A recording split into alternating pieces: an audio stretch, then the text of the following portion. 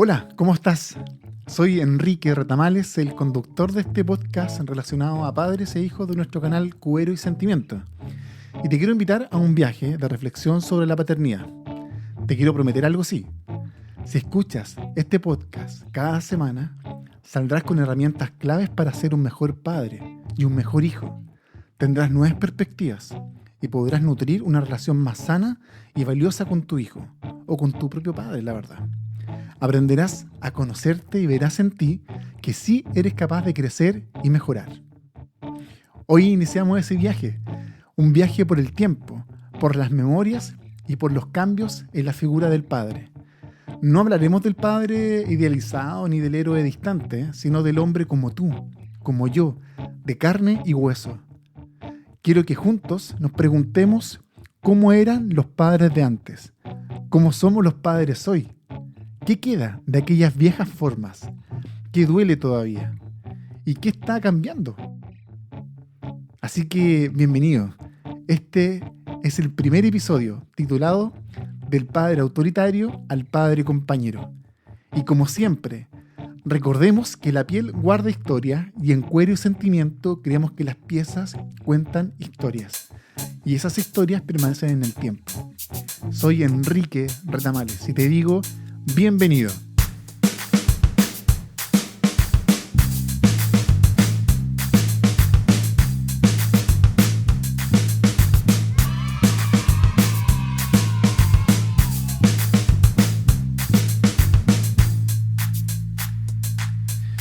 Bueno, para arrancar, quiero que dimensionemos el cambio generacional de un dato real. Fíjate, los papás de hoy pasan 7 veces más tiempo con sus hijos que sus propios padres hace 40 años. 7 veces más. Una investigación de la Universidad de Londres y Sevilla reveló que en 1974 un padre pasaba en promedio apenas 5 minutos al día interactuando con su hijo. En el 2014, el padre promedio le dedica 35 minutos diarios a su hijo. Increíble, ¿no? En solo unas décadas, la presencia paterna en la vida cotidiana de los hijos se ha multiplicado de forma enorme. Pero aquí viene la pregunta clave. ¿Ese aumento en tiempo ha significado un cambio en la forma en que nos relacionamos con nuestros hijos? La respuesta corta es sí. Aunque no se trata solo de cantidad de minutos, sino de un cambio de actitud, pasamos de un modelo donde el padre era pura autoridad distante a uno donde el padre busca ser compañero emocionalmente. Mira, si retrocedemos a los 70 o a la década de los 80, en muchos hogares el padre era visto principalmente como el proveedor. Él traía el sustento económico y su palabra era ley incuestionable. Era común en ese tiempo escuchar cosas como pregúntale a tu papá primero, era como típico. O cuando llegue tu papá, arreglamos esto. El padre era figura de autoridad absoluta, a veces un tanto temida, dependiendo los hogares y dependiendo también las culturas. En lo emocional, muchos padres de esa época eran distantes, no se involucraban en la crianza diaria, difícilmente cambiaban un pañal, le daban de comer al bebé o asistían a una reunión de apoderados en la escuela. Ese trabajo, puntualmente, se consideraba territorio de la madre.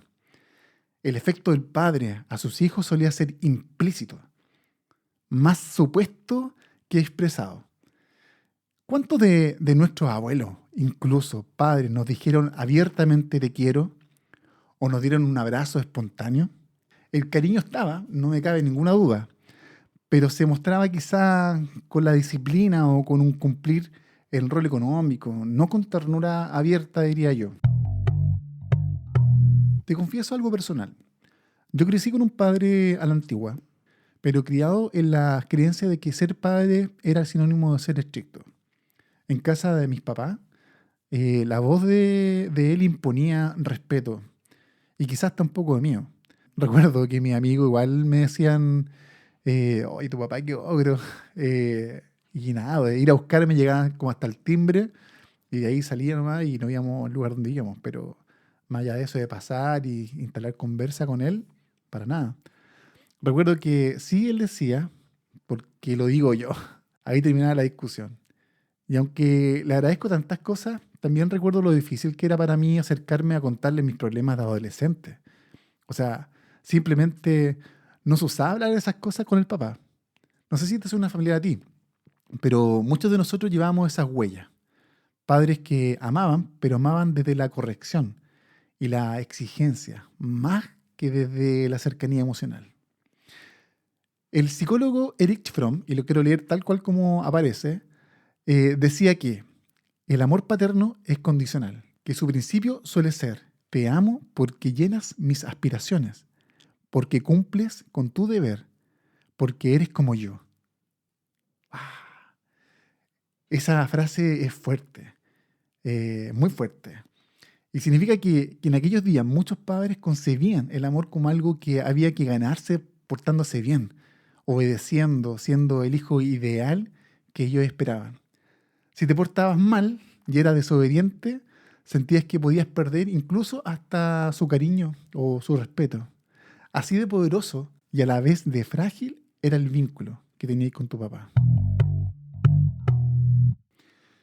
Mira, esto lo he conversado ya con bastante gente, y el padre de la antigua cumplía un papel súper importante, pero muy específico: proveer, ponía límites, guiaba en lo moral y quería preparar a los hijos para la vida dura. Pero en el camino se perdía la conexión emocional.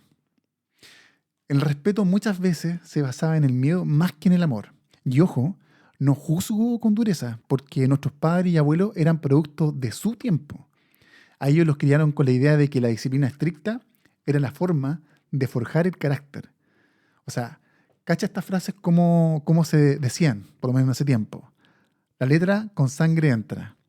O primero se obedece y luego se entiende. Esas eran como palabras típicas que resonaban en esos tiempos.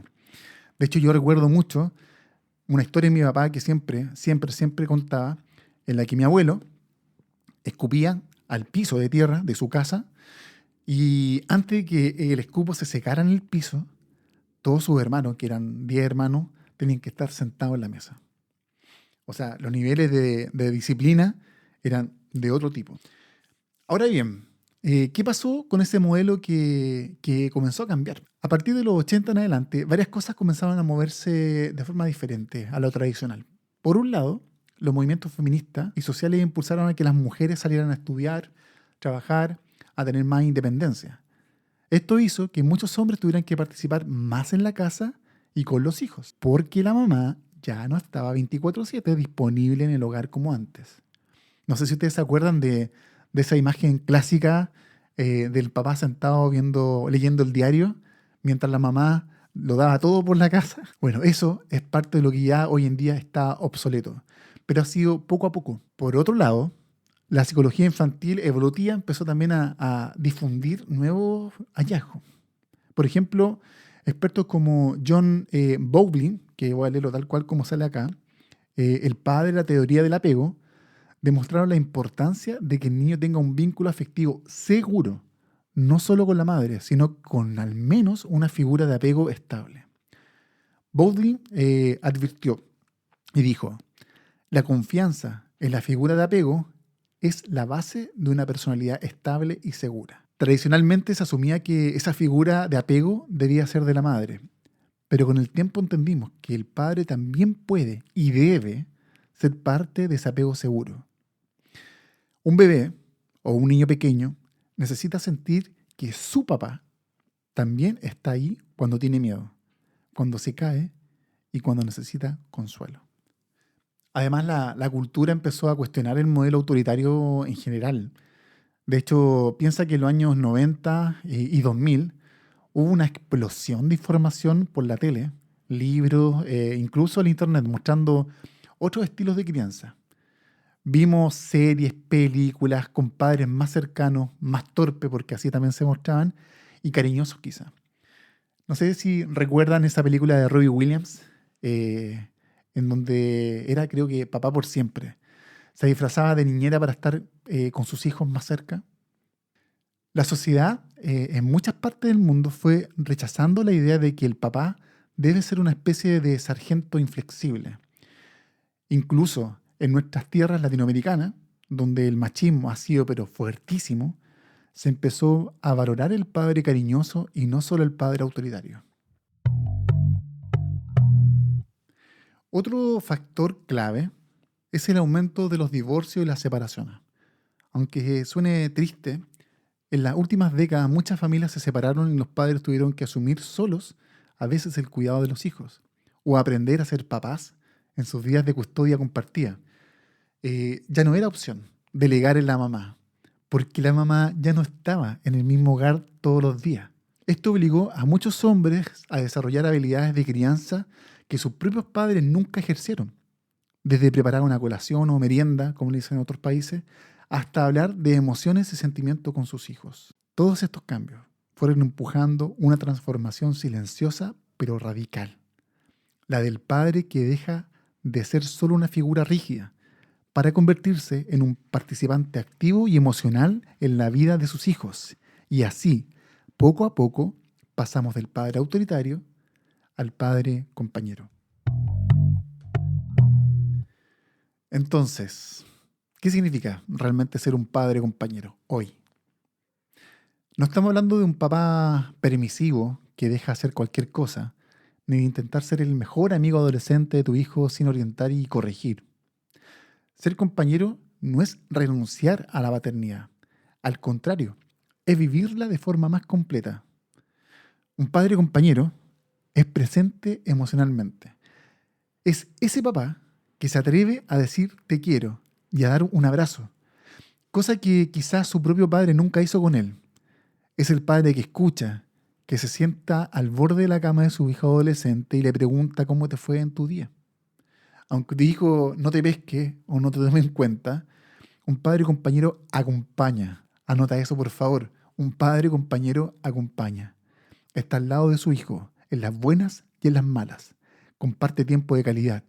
Juega, ríe, enseña y por sobre todo, aprende también. Si eso es súper simple. Seguramente hoy conoces o eres un papá que lleva a su hijo a la plaza o al parque y se tira por el tobogán o refalín, o va con su hijo a comprar materiales para la escuela, para algún proyecto puntual, o que se levanta en la madrugada para contener a su bebé para que su mamá también descanse. Escenas que antes eran impensables. Hoy, por suerte, son comunes. Ya no nos sorprende, o no debería sorprendernos, la verdad.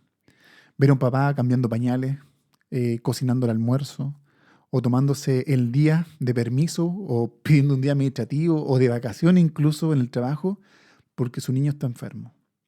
Antes, muchas de esas cosas eran territorio exclusivo de la mamá. Hoy son responsabilidades compartidas.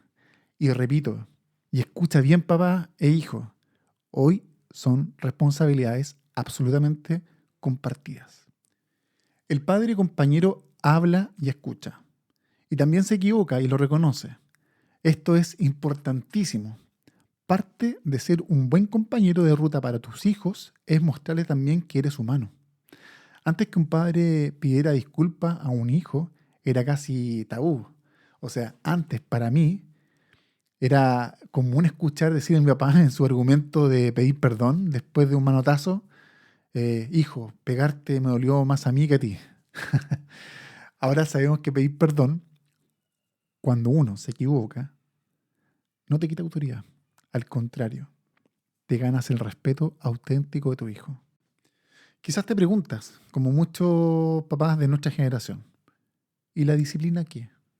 Porque claro, todo esto suena muy lindo, mucho amor y mucho abrazo, pero ¿dónde quedan los límites y la autoridad? Aquí te va la clave. Por favor, anótala, subráyala en tu mente.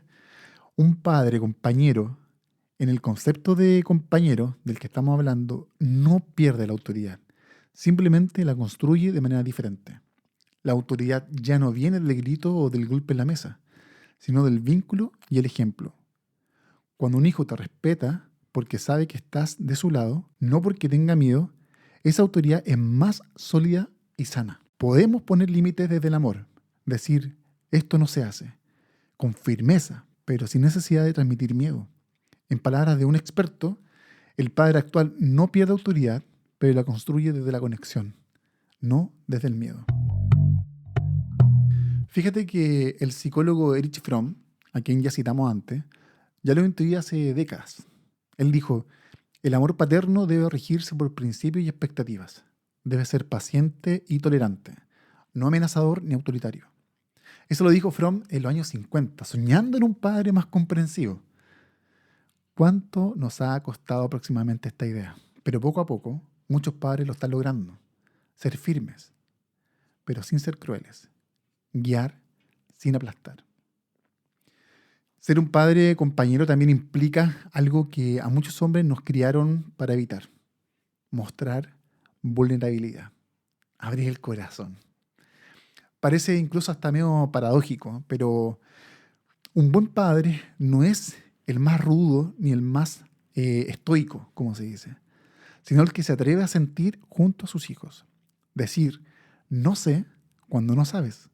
Llorar de alegría con ellos o de tristeza si pasa algo duro. Dar el ejemplo de que está bien tener emociones y expresarlas de forma sana. Mira, créeme, eso no te hace menos hombre ni quita de tu rol de padre. No tienes que ser un macho alfa todo el tiempo. Al contrario, al mostrar tu lado humano es cuando más vas a conectarte con tus hijos. Ellos te van a ver real, cercano, alguien en quien confiar. Y cuando llegue el momento de actuar con fortaleza, porque te aseguro que, que van a haber esos momentos de mucha firmeza, donde vas a tener que tomar decisiones difíciles y ponerte firme ante un peligro, tus hijos entenderán que incluso esa firmeza viene del amor. Es un equilibrio, ¿ya? Ser compañero no significa ser complaciente en todo.